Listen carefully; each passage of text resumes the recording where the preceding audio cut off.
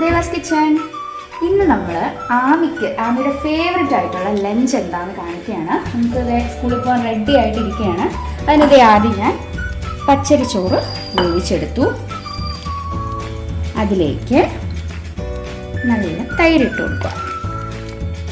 നമ്മളെ curd rice ആണ്, പക്ഷെ നമ്മൾ സാധാരണ കടുവൊക്കെ വറുത്ത് ഇഞ്ചിയും കറിവേപ്പിലയും പച്ചമുളകൊക്കെ ഇട്ടിട്ടല്ലേ എടുക്കുന്നത്.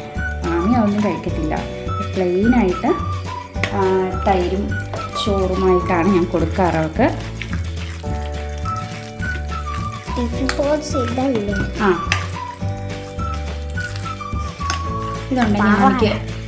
ഇതുണ്ടെങ്കിൽ എനിക്ക് ഭയങ്കര സന്തോഷത്തിൽ കഴിച്ചു. അല്ലേ ആമി? അല്ലേ ആമി? ഇഷ്ടല്ലേ? കുറച്ച് തൈരും കൂടെ എടുക്കാം. ടേസ്റ്റ് ചെയ്യാം. ഉപ്പിട്ടിട്ടില്ല, ഇപ്പൊ ടേസ്റ്റ്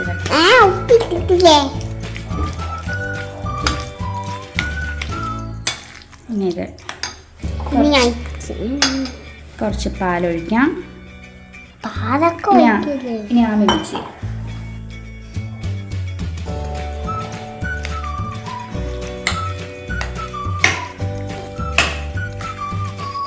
ഇതിലേക്ക്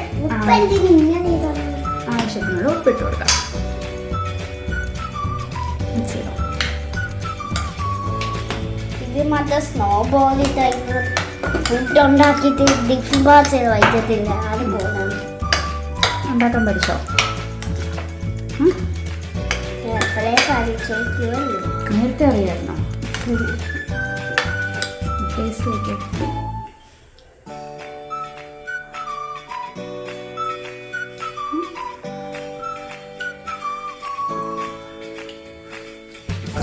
ഭയങ്കര കൂടിയോ? മിക്സ് ചെയ്തിട്ടാണ്.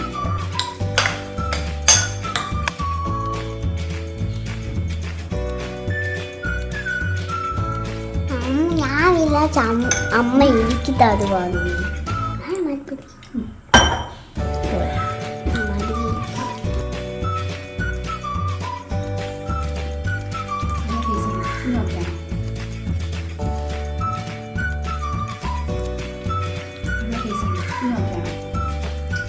ഉപ്പൊക്കെ ഓക്കെ അല്ലേ? ഇന്ന് സ്നാക്സിന് ആമിക്ക് മാതളമാണ്, അപ്പം അത് കുറച്ചിട്ട് കൊടുക്കാമെന്ന് വിചാരിച്ചു. എപ്പോഴും ഒന്നും ഇത് ഇടാറില്ല കേട്ടോ. ആമിക്കിത് ഇത്ര സാധനങ്ങളെ ഞാൻ ഇടാറുള്ളൂ. അത് ഭംഗിയില്ലേ? ഇത് റോസ് പോലെ ഉണ്ട്. Rose ghee rice. ഇത് നമുക്ക് ലഞ്ച് ബോക്സിലേക്ക് എടുക്കാം.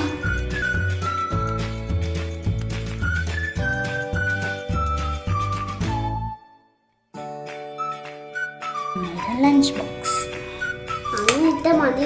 എനിക്ക് കേർഡ് റൈസും ഗീ റൈസും മാത്രമാണ് കഴിക്കാൻ ഇഷ്ടം. സാധാ ചോറൊക്കെ കൊടുക്കുകയാണെങ്കിൽ സദ്യ പരിപ്പൊക്കെ വെച്ച് കൊടുക്കണം. നമുക്കിത് നല്ല ഭംഗിയില്ലേ ആമി? ടിഫിൻ തുറക്കുമ്പോൾ നല്ല രസമായിരിക്കും. നടന്നു പോകണം.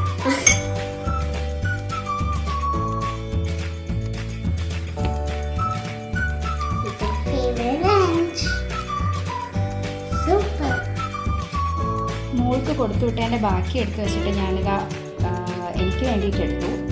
ഞാൻ ഇതേ കടുകൊക്കെ വറുത്തെടുത്തതാണ്. ഇഞ്ചിയും പച്ചമുളകും കുറച്ച് അണ്ടിപ്പരിപ്പും ഒക്കെ ഇട്ട് കടുക് വറുത്തതാണ്.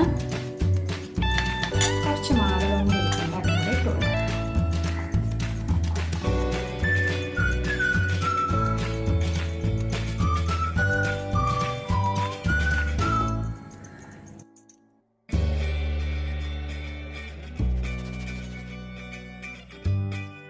മാങ്ങ അച്ചാറും നാരങ്ങ അച്ചാറും ഒക്കെ ഇരിപ്പുണ്ട്. അപ്പോൾ അതൊക്കെ കൂട്ടി ഞാൻ അടിപൊളിയായിട്ട് കഴിക്കാൻ പോവാണ്.